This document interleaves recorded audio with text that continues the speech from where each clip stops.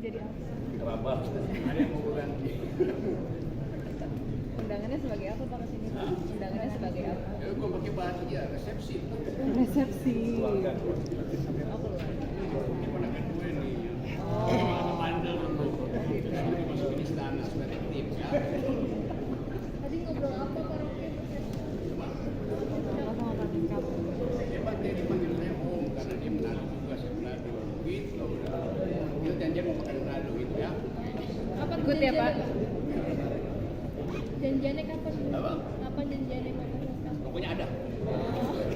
Pokoknya ada. Benar ada loh ya. Reuni istana dekat kampung.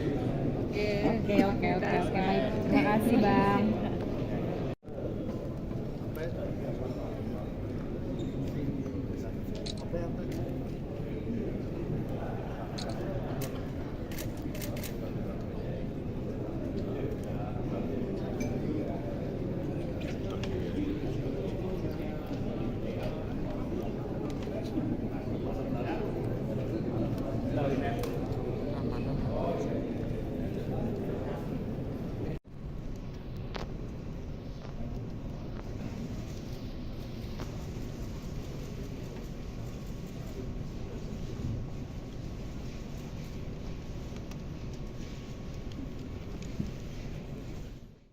Maju-maju lagi teman-teman. Pertanyaan nggak ada, oke. Ya apa? Soal apa? Pak Rocky tadi gimana? Ya, Dan kenapa? sebagai wakil masyarakat sipil diundang untuk menyaksikan sekaligus menjadi penanda bahwa kabinet itu juga jadi efektif kalau ada tokoh-tokoh mantan napi. Yumur Hidayat itu mantan narapidana, tapi dia seorang intelektual. Dia belajar tentang Tuhan, ekonomi, lingkungan, dan ITB. Jadi karena dia saya kenal, maka saya dampingi. Itu alasan saya. Terus, apa lagi? Tadi ngobrol sama Seskap apa Pak tadi? Ya saya ngobrol dengan Seskap. Dia ngomong tentang ethics of care dan ethics of right. Ethics of care artinya cara secara psikologis memperlihatkan kepemimpinan melalui bahasa tubuh. Bukan melalui tubuh ya, melalui bahasa tubuh. Nah, bahasa tubuh kita ada dua, bahasa tubuh yang terucap dan bahasa tubuh yang tersembunyi. Ya, saya bilang Pak Teddy ini mampu untuk memilah kapan bahasa tubuh yang terucap itu dipamerkan, kapan bahasa tubuh yang sifatnya psikologis itu disimpan untuk hal-hal yang momentum. Itu udah. Bang Rocky juga. Ya, pokoknya ada. Sama Pak Prabowo ya saya salaman tadi dan Prabowo kan teman saya diskusi.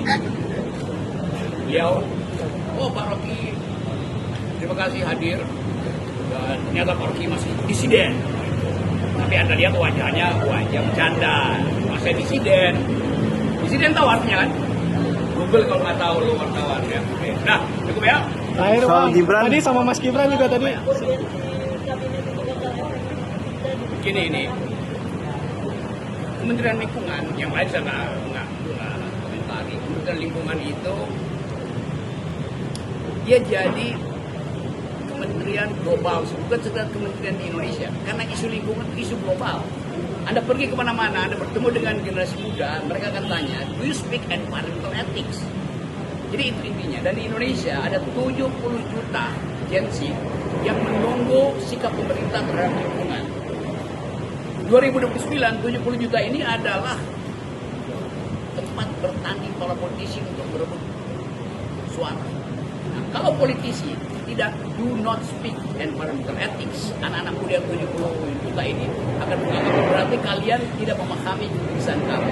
Berarti kalian tidak mau membayar utang yang kalian ambil dari kami, generasi yang akhirnya harus hidup dengan bau busuk, dengan sampah, dengan ketidakpastian dan itu. Jadi saya anggap bahwa Pak Jokowi itu mewakili kepentingan minimal 70 juta langsung anak muda. Apalagi kalau dihubungkan dengan keinginan untuk menjadikan environment itu sebagai sumbangan kita pada planet dunia global kan itu.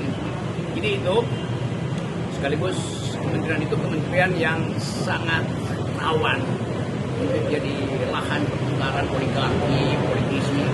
Jadi saya jaminkan bahwa saya akan mensupervisi wilayah itu dari masyarakat sipil. Itu saya bukan bagian dari kabinet, tapi saya mau jaminkan bahwa masyarakat sipil akan bersama dengan Pak Jumbur, karena Pak Jumbur aktivis, dia mengerti tentang kesulitan ekonomi, dia pimpinan buruh. Jadi sekali lagi Pak Jumbur itu mengerti politik.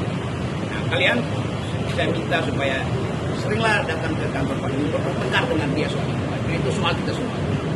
Oke. Oke ya. Salam sehat. Gue naik gunung dulu ya. Nanti Pak Jumbur terangkan lebih detail. Oke. Terima kasih, Pak Roti. Ya, yuk. Kepada pendamping pejabat yang dilantik, dimohon untuk mendampingi.